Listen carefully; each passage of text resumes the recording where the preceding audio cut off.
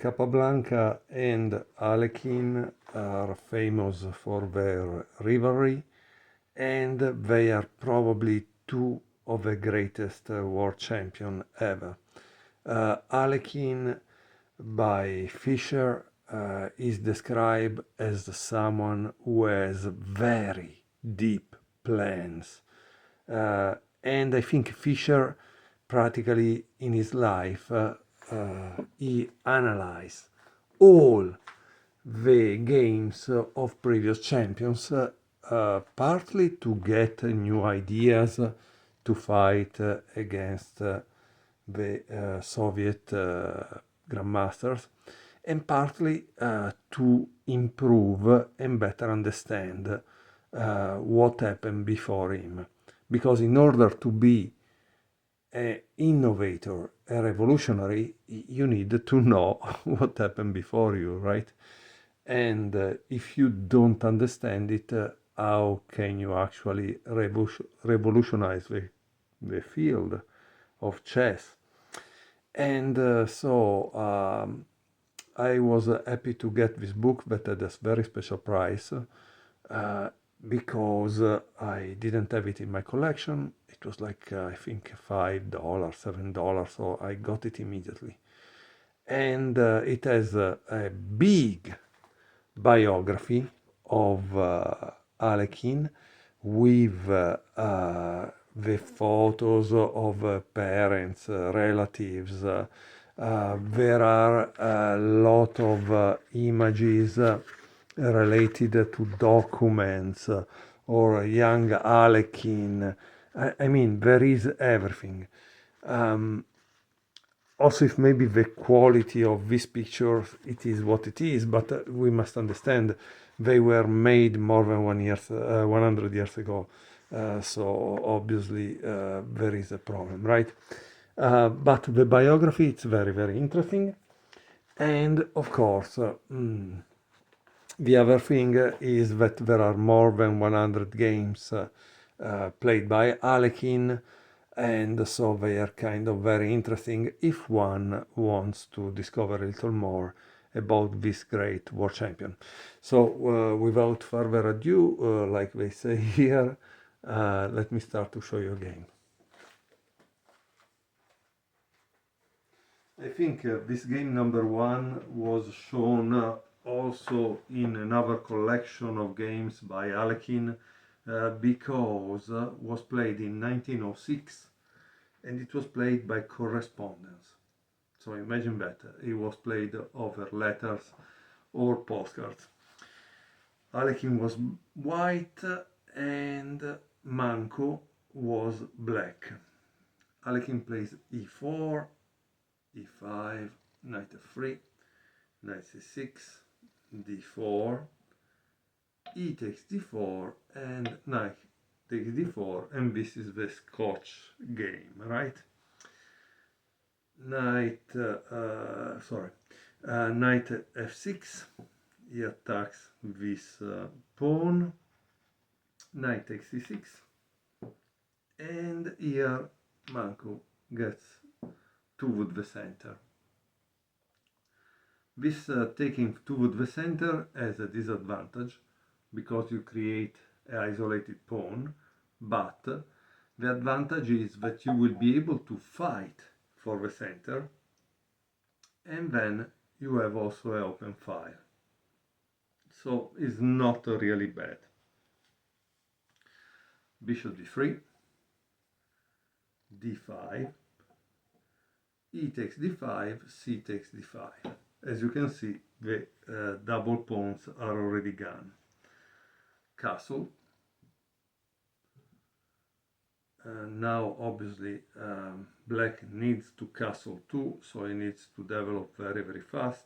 Bishop e7, knight c3, and here there is castle.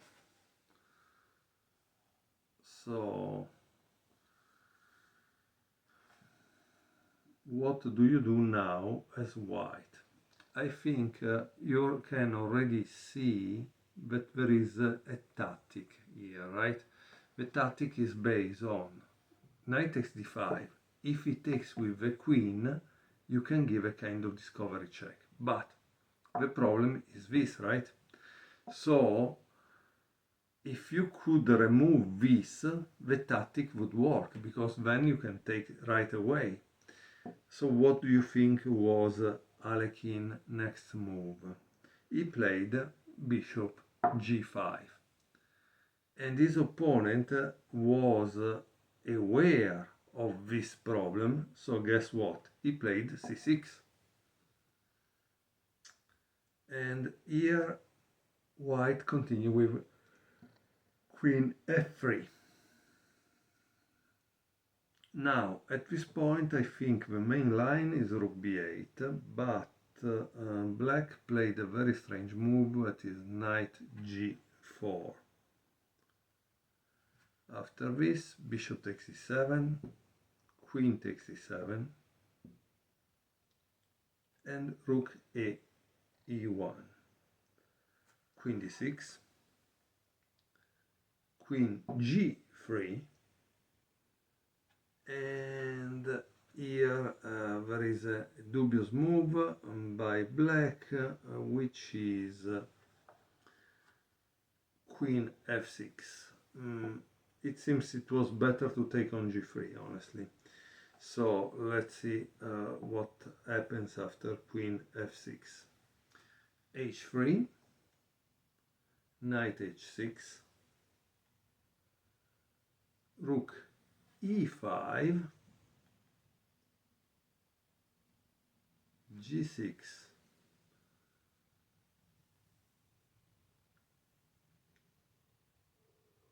yeah, this move is interesting because clearly cuts away these two, and yeah, black is under attack, it's kind of bad under attack. So it seems the best move at this point, and of course you could pause and try to find it out for white, what is the best move. It's rook f e1, but Alekhine played knight e2, which probably is a little slow as an attack, okay? So let's see, but this is probably one of the fourth game I played. You know, the fact that he played correspondence means that probably he didn't have any other way to find someone to play against. So after knight e2 there is bishop f5, interesting move, f4, and now another dubious move with rook f e8. It seems probably should have taken here, and after the queen takes back, knight f5, because as you can see, the problem here is what is called the Makogonov principle, right? So what is the Makogonov principle? It's the piece that is the less used, the less active, that you must activate. And here, obviously, this knight, it's out of the game, so you need to bring it back to the center. So that's why here the author says bishop takes d3. Okay, so let's see, after rook f e8, he played queen e3, and now black makes a mistake because he exchanged the rooks right away.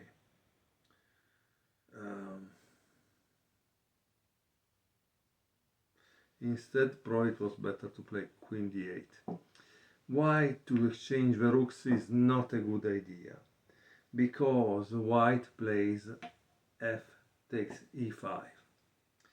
And this, as you can see, becomes an open file for white, and this becomes a problem for black, because it starts to be eventually pushed, right? Okay, so what did black do? Black played queen h4, not so good. Knight d4, as you can see, the piece is get centralized, because in this way you can attack, right? And here black played bishop takes d3.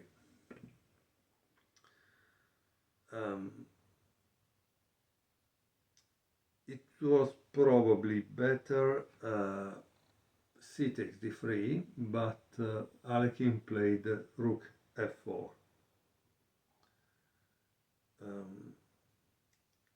Why is not so good? Because probably queen g5 is a good move, but unfortunately black played queen e7. That is bad because makes the queen very passive.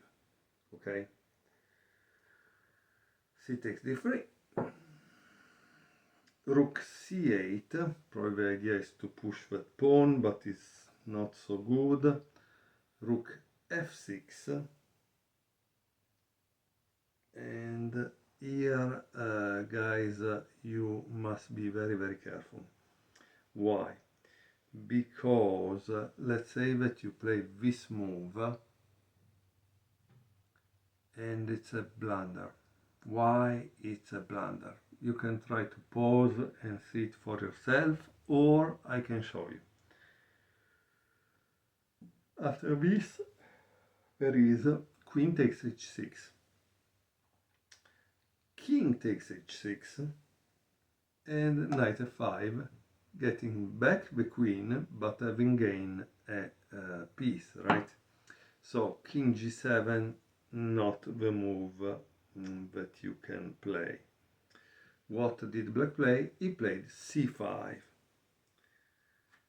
knight c6, and queen e8.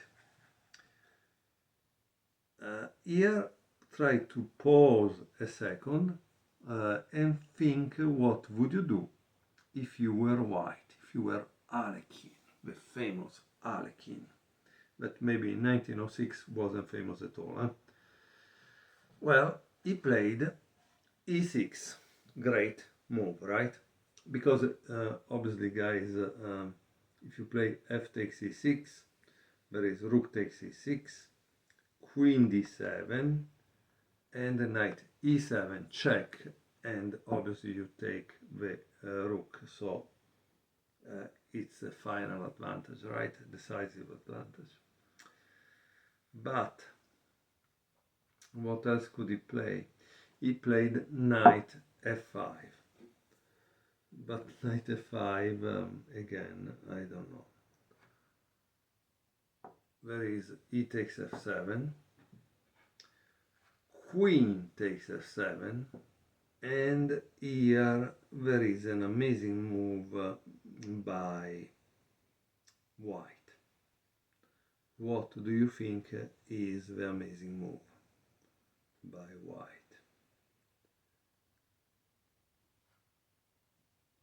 He played this, rook takes f5, and here black resigned. Amazing, right? Because what would have happened if he would have taken here? That black would have taken this, right? So not good. Instead, look at this. After he plays this, what do you think it happens? There is g takes f5, okay, right? And then knight e7 check, king f8, boom.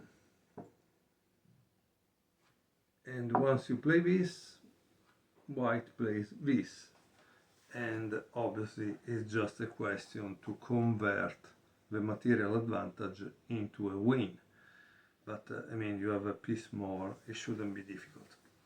So this was game number 1 of this wonderful biography, Alexander Alekhine, the 4th world champion, by Isaac and Vladimir Linder.